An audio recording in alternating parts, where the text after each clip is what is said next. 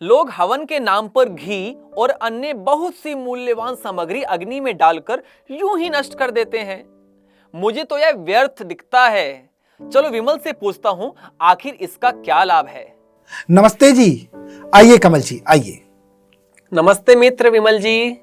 आइए और बताइए कैसे हैं। मित्र मैं तो बहुत अच्छा हूं। आइए मेरे कल के प्रश्न का उत्तर दीजिए। हाँ, कमल जी, तुम्हारा कल का प्रश्न था कि यज्ञ क्यों करना चाहिए। यज्ञ करने से अनेक लाभ हैं। यह घी सामग्री का व्यर्थ फेंकना नहीं है। यज्ञ में घृत और सामग्री जो जलाई जाती है वह वायुमंडल को शुद्ध बना देती है। वायु के शुद्ध होने से रोगों की संभावना नहीं रहती। यज्ञ से वायु कैसे शुद्ध हो जाती है? यज्ञ की सामग्री में 4 प्रकार के पदार्थों का समावेश होता है। रोगनाशक, सुगंधित, मीठे और पुष्टिकारक। इन पदार्थों से जब यज्ञ किया जाता है तो वायुमंडल में स्वास्थ्य को हानि पहुंचाने वाले जो कीटाणु होते हैं वो मर जाते हैं। इसी का नाम वायु शुद्ध होना होता है। इसी यज्ञ द्वारा वर्षा शुद्ध होने की संभावना रहती है, जिससे अन्न और औषधियां गुणकारी होती हैं। फलतः समस्त प्राणियों का कल्याण होता है। मेरे विचार में तो रोगनाशक और पुष्टिकारक पदार्थ यदि खाएं तो अधिक लाभ हो सकता है। जलाकर पदार्थों को नष्ट क्यों किया जाए? और भला यज्ञ द्वारा वर्षा होने की संभावना कैसे हो सकती है? मेरा मतलब यह नहीं है कि पौष्टिक और रोगनाशक पदार्थ खाए न जाएं। उन्हें यथोचित खाना भी चाहिए और उनसे यथाशक्ति यज्ञ भी करना चाहिए। जहां पदार्थों द्वारा शरीर को पुष्ट करना आवश्यक है, वहां पदार्थों द्वारा वायु शुद्ध करना और भी आवश्यक है। यदि कोई मनुष्य वायु को शुद्ध नहीं करता तो वह पापी है, क्योंकि जब वह वायु को गंदा करता है तो वायु को शुद्ध करना भी उसी का धर्म है। देखो, शरीर से जो कुछ निकलता है गंदा ही तो होता है। आंख से कीचड़ निकलता है, वह गंदा। कान से जो मैल निकलता है वह गंदा। मुंह और नाक से जो मैल निकलता है वह गंदा। पसीना निकलता है वह गंदा। मल मूत्र निकलता है वह गंदा। इसी प्रकार से जो वायु निकलती है वह भी गंदी ही होती है। मनुष्य बाहर से अन्न, जल, वायु, फल आदि जो ग्रहण करता है वे पवित्र पदार्थ हैं, पर वे पदार्थ शरीर के भीतर से गंदे होकर निकलते हैं और बाहर की वायु को गंदा करते हैं। यह मानी हुई बात है कि वायु ही प्राणियों का जीवन है। भोजन और जल के बिना 2-4 दिन और कभी कभी इससे भी अधिक लंबे समय तक जिंदा रह सकते हैं, लेकिन वायु के बिना 1 घंटा भी जिंदा नहीं रह सकते। जब वायु प्राणियों की जिंदगी का आधार है तो उसका शुद्ध करना कितना आवश्यक है।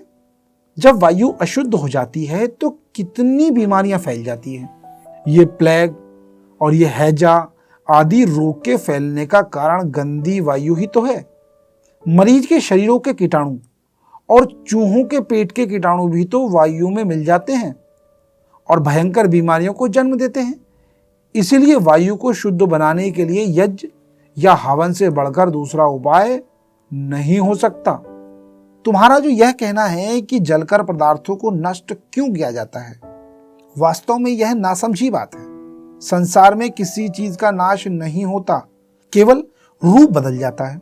देखो, पानी जल जाने पर मूर्ख मनुष्य तो समझता है कि यह नष्ट हो गया, परंतु बुद्धिमान जानता है कि यह भाप बनकर वायु में मिल गया, नष्ट नहीं हुआ।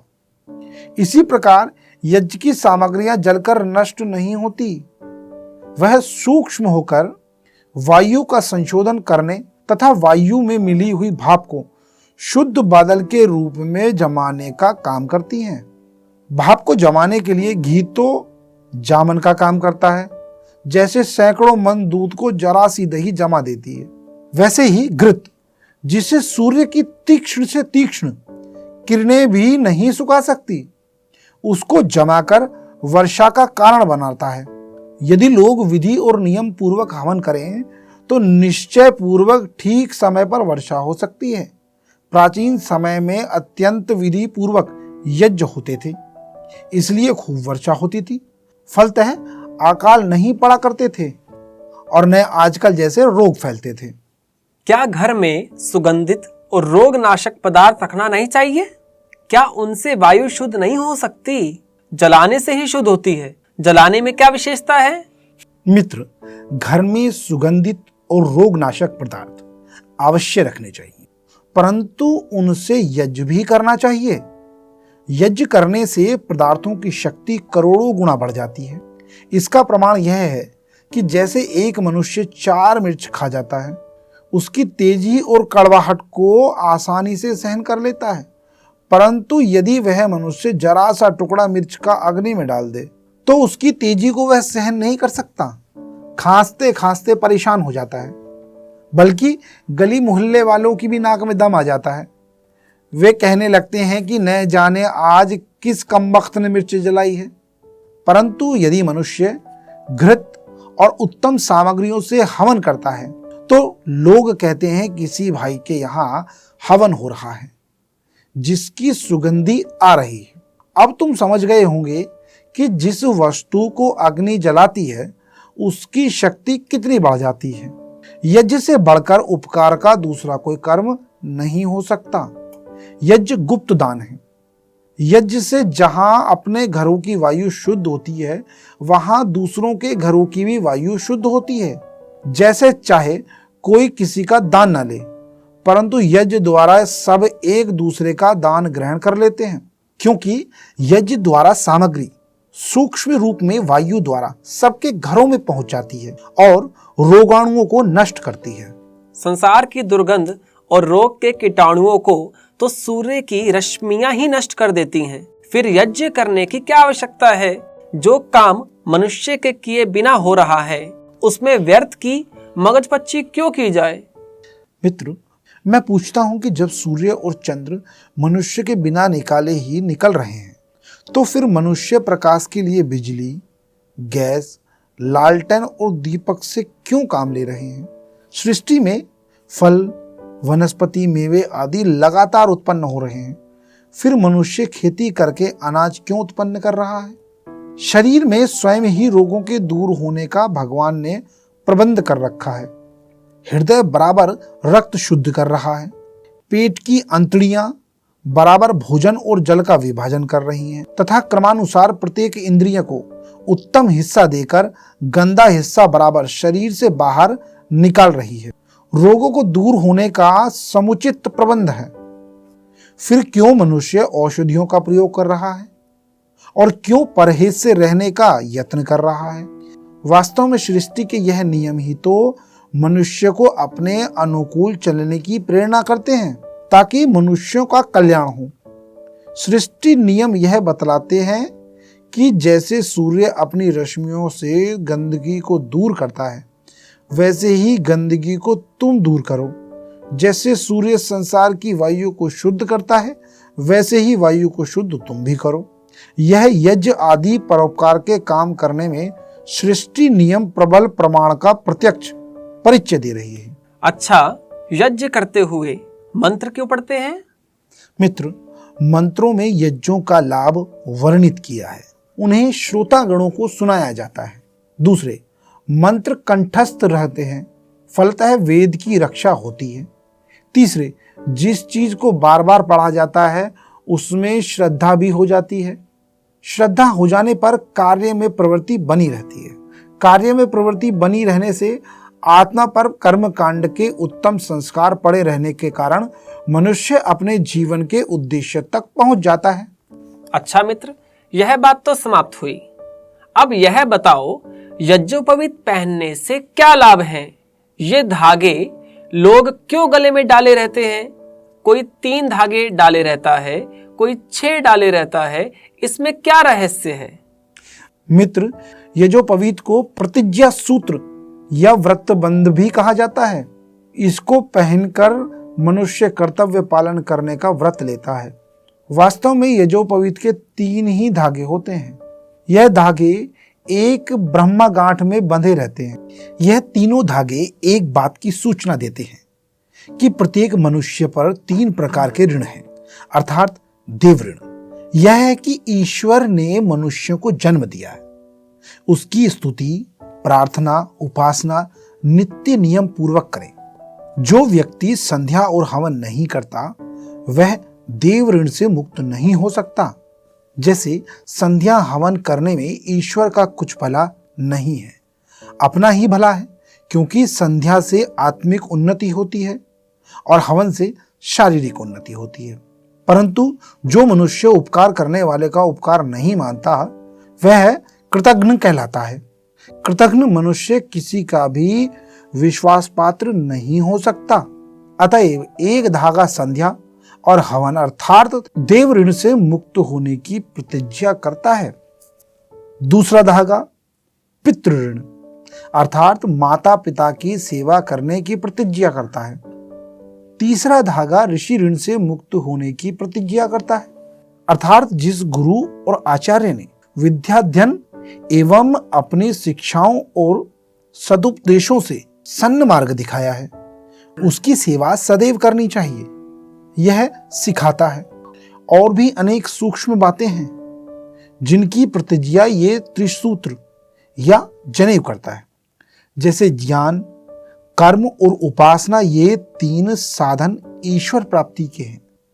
यज्ञोपवीत पहनकर मनुष्य कहता है कि मैं ज्ञान, कर्म, उपासना से ईश्वर की प्राप्ति करूंगा। मैं जागृत, स्वप्न और सुपुष्टि अवस्थाओं को पूर्ण करके तुरीय अवस्था में प्रभु से मेल करूंगा। प्रकृति के सत, रज, तम तीनों गुणों से यथावत लाभ उठाता हुआ जीवन के उद्देश्य परमात्मा से संबंध जोड़ूंगा। मैं बड़े, छोटे और बराबर वालों से ठीक ठाक बर्ताव करूंगा, अर्थात बड़ों का आदर, बराबर वालों से प्रेम और छोटों पर दया करूंगा।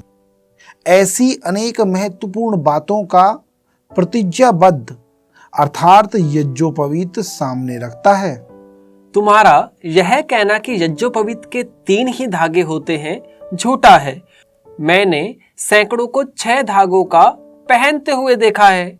दूसरे जितनी भी प्रतिज्ञा की बातें तुमने कही हैं उन्हें वैसे भी याद रखा जा सकता है।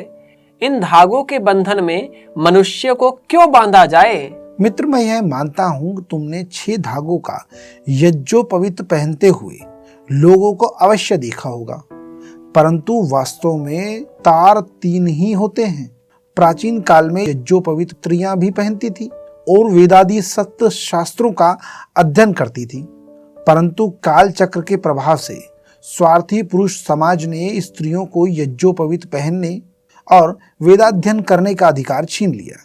जो स्त्रियों का यज्ञोपवीत था वह भी अपने गले में ही डालने लगे, परंतु अब ऋषि दयानंद की कृपा से स्त्रियों को पुनः यज्ञोपवीत और वेदादि शास्त्र के अध्ययन करने का अधिकार प्राप्त हो गया। फलतः लाखों आर्य भाई और बहनें त्रिसूत्र पहनने लगे हैं। कोई भी आर्य पुरुष 6 तारों का जनेऊ नहीं पहनता। हाँ, जो स्त्रियों की उन्नति तथा शिक्षा के विरोधी हैं वे 6 तार का जनेऊ अवश्य पहनते हैं। रही यह बात कि जितनी प्रतिज्ञा की बातें हैं उन्हें वैसे ही याद रख लिया जाए, व्यर्थ गले में तारों का बंधन क्यों डाला जाए? भाई, यह तो वह बात हुई कि पुलिस के सिपाही को उसके कर्तव्य संबंधी सभी बातें सिखा दी जाएं, परंतु उसे पहनने को वर्दी और चपरास नहीं दी जाए। वर्दी और चपरास के संबंध से सिपाही का फायदा ही क्या है? मैं पूछता हूं कि सिपाही के चपरास और वर्दी न पहनने पर पब्लिक के आदमी में और उसमें क्या अंतर रहेगा? और यह भी जाना कैसे जाएगा कि यह सिपाही है? लोग उसका रोब भी किसी तरह से नहीं मानेंगे। पता चला कि जिस तरह सिपाही को कर्तव्य संबंधी बातें याद रखना जरूरी है, उसी तरह वर्दी और चपरास भी पहनना जरूरी है। यही दृष्टांत जनेऊ पर भी लागू होता है। जहां द्विजों को कर्तव्य संबंधी प्रतिज्ञाएं याद रखना जरूरी है, वहां द्विजत्व का चिन्ह यज्ञोपवीत भी धारण करना जरूरी है। अच्छा, लोग इसे कान पर क्यों चढ़ा लेते हैं? मलमूत्र त्याग करते समय कान पर चढ़ा लेते हैं। यह क्यों? मित्र, इससे एक लाभ होता है, वह यह कि जब तक कान पर जनेऊ चढ़ा रहता है तब तक यह बात याद बनी रहती है कि मुझे हाथ मुंह आदि शुद्ध करना है। जहां हाथ मुंह आदि शुद्ध किया फिर कान से उतार देते हैं। इस दृष्टि से जनेऊ पवित्रता की याद दिलाने का भी एक साधन बन जाता है। क्या कान पर जनेऊ चढ़ाना बहुत आवश्यक है? मित्र, बहुत आवश्यक तो नहीं, परंतु यदि कान पर चढ़ा लिया जाए तो कोई हर्ज भी नहीं है, बल्कि इससे तो शुद्धता की याद बनी रहती है। जैसे कि मैं कह चुका हूं कि हाँ, एक बात है, यदि जनेऊ बहुत नीचा हो तो मूत्र मल आदि में भ्रष्ट होने की संभावना अधिक रहती है। ऐसी संभावना में तो कान पर चढ़ाना ही आवश्यक है। अच्छा, लोग चोटी क्यों रखते हैं और संध्या करते समय लोग उसमें गांठ क्यों देते हैं? चोटी का शब्द ही यह बता रहा है कि मनुष्य के शरीर में यह स्थान और यह चीज सबसे ऊंची है। जहां चोटी रखी जाती है उस स्थान को ब्रह्मरंध्र कहते हैं। विद्वानों ने इस स्थान को ब्रह्म का गुप्त कोश कहा है। योग की परिभाषा में इसे सत्य कहते हैं। इसलिए वैदिक संध्या में सत्य पुनातु पुनः शिरसि आया है। संध्या गायत्री मंत्र का उच्चारण करके सर्वप्रथम चोटी में गांठ देते हैं। इसका अर्थ ही यह है कि उपासक अपनी आत्मा को परमात्मा के साथ गांठ देकर ऐसे जोड़ रहा है जैसे कन्या विवाह के समय अपने पति के वरने के अंतिम चिन्ह के रूप में उस प्रतिज्ञा की अंतिम पूर्ति को कार्य रूप में करती हुई अपने पल्ले को पति के पल्ले के साथ एक गांठ द्वारा जोड़ लेती। यह गांठ विवाह की प्रतिज्ञाओं का अंतिम बंधन है। वास्तव में चोटी धर्म का चिन्ह है। मुझे तो इसकी संक्षेप में उपयोगिता बता दो कि हिंदू चोटी इसलिए रखते हैं तथा और लोग क्यों नहीं रखते? मैं कह चुका हूं कि यह आर्य लोगों के धर्म का चिन्ह है।